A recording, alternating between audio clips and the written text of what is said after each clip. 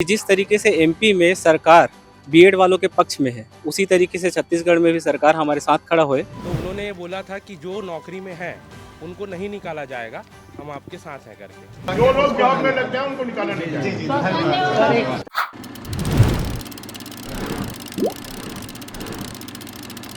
Sir ये मानते हैं कि अगर उनका कुछ नेगेटिव फैसला आता है बीएड के लिए, तो राज्य सरकार ये चाहे कि वो कर सकती है कि हम लोग को कुछ और मौका देते ताकि हम लोग भी बीएड कर सकें 2 साल हम लोग। हाँ, जो लोग जॉब में जिनको रख दिया है जी उनके लिए हम करेंगे। जी जी जी बस हमारी मांग यही है, बस वही वो हम करेंगे। अरे हो गया ना, समझ गया हम। मैं भी पढ़ा लिखा हूँ, तुम भी लोग नहीं हो। मैं भी एमए एमकॉम एलएलबी किया हूँ। सर प्राइमरी वाले को बस सर आपसे दिया है जॉब में जो जो लोग जॉब में लग जाए उनको निकाला नहीं जी जाएगा। जी मौका नहीं मिलेगा, जो सुप्रीम कोर्ट का आदेश है उसके अनुसार होगा। बस बात करें। प्राइमरी वाले को हाँ, ये मौका है कि आप लोग आगे करके उसको कर लो, वो ज़्यादा बेटर। और अभी जो नई शिक्षा नीति है, उस नई शिक्षा नीति में आप जो पॉलिसी है उस पॉलिसी के आधार पर राज्य सरकार चाहे तो नियम ला सकती है सर। उत्तराखंड और हिमाचल में हुआ सर, उत्तराखंड में वहाँ बीएड लागू किया गया हो गया सर, हो गया बीएड को पहले दे दिया गया है। बीएड में अभी का नियम है सर, उत्तराखंड और हिमाचल सरकार चाहे तो राज्य सरकार चाहे तो ये जो भर्ती है ना, ये भर्ती थोड़ा सा भाई पीछे है, क्योंकि एक होना नहीं है। अभी तो मई में लग जाएगी आचार संहिता, फिर विज्ञापन निकलेगा, फिर सत्यापन होगा, तो उसमें तो तब तक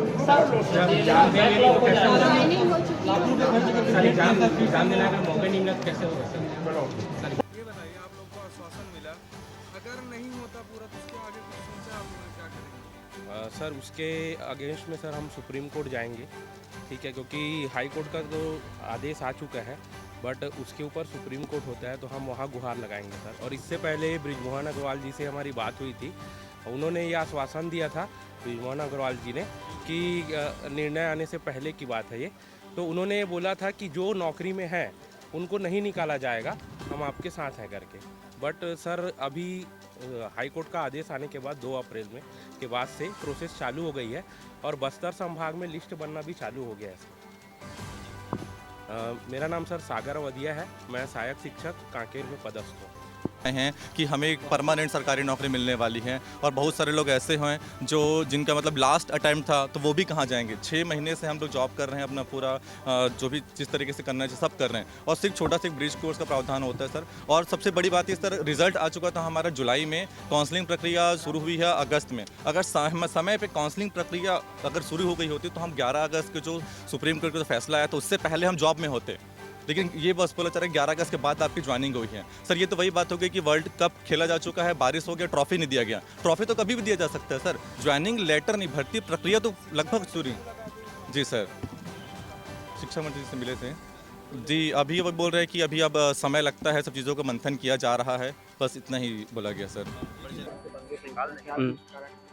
जी, मेरा नाम पुष्कर साहू है, मैं सहायक शिक्षक सूरजपुर में पोस्टेड हूँ। अभी हमारी सरकार से ये अनुरोध है, हम ये चाहते हैं कि जिस तरीके से एमपी में सरकार बीएड वालों के पक्ष में है, उसी तरीके से छत्तीसगढ़ में भी सरकार हमारे साथ खड़ा होए। और हम लोगों ने पूरे एनसीटी के नियम और राजपत्र के आदेश के अनुसार ही, पूरे नियम के तहत ही इस भर्ती को लिया हुआ है। एग्ज़ाम में फ़ाइट किया है, अच्छा रैंक लाया है, उसके बाद ये पोस्ट हमको मिली है। बहुत लोगों ने अभी तक 6 महीने तक नौकरी कर चुके हैं, उनको सैलरी मिल चुकी है। और बहुत से ऐसे लोग हैं जो सरकारी नौकरी छोड़ के आए हैं, उनका परिवार पूरा उन पे ही निर्भर है। हमको समाज, परिवार सभी को हमसे आशाएं हैं, और हम किस तरीके से जवाब दें। अभी हमको अचानक बोला जा रहा है माननीय हाईकोर्ट के द्वारा कि हमारा जो नियुक्ति हुआ है वो इल्लीगल है। वो किस तरीके से इल्लीगल है हम समझ नहीं पा रहे हैं। तो हमारी सरकार से फिर से एक अनुरोध है कि हमारे साथ खड़ा होए और हमको या तो समय दे कि हम डीएड का कोर्स कर सके, या हमको कोई ब्रिज कोर्स कराए। विभागीय लगभग 4300 लोगों के साथ ऐसा हुआ है, और उनके पूरे परिवार इसी चीज़ में जुड़े हुए हैं। हाँ सर, हम लोग का ये था कि चूँकि 2/4/2024 को उच्च न्यायालय का आदेश आया कि बीएड वालों को की जो नियुक्ति हो इलीगल है करके, है ना। जबकि हम लोग जो जितने भी बीएड वाले हैं वो एनसीटी के दिशा निर्देश के अनुसार जो हमसे हुआ जो प्रोसेस था उस प्रोसेस से हम लोग यहाँ पर आए। भर्ती विज्ञापन में, राजपत्र के आधार पे, हर आधार पे, हर प्रक्रिया में हम लोग खरा उतरे, रैंकिंग लाए, उसके बाद हम लोग यहाँ पहुँचे। आज ये बोला जाता है कि भाई नियुक्ति इलीगल है, तो हम लोग कहाँ जाएँ? ठीक है, इसमें गलत तरीके से है। तो हम लोग जब सब चीज़ सही करके आए, टीटी एग्ज़ाम दिए, क्वालिफाई एग्ज़ाम देने के बाद हम लोगों ने जो व्यापम द्वारा हेल्ड एग्ज़ाम हुआ उसको पार करके आए, रैंकिंग में लाए, तब यहाँ पहुँचे, है ना। तो वो इलीगल कहाँ से हो सकता है?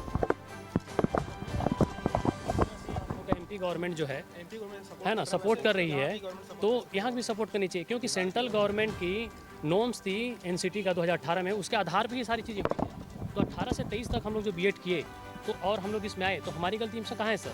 तो हम लोग तो दर बदर भटक रहे हैं ना। वो लोग बोल रहे हैं कि देखते हैं, है ना, लेकिन वही देखते हैं कार्यवाही में समय लगता है।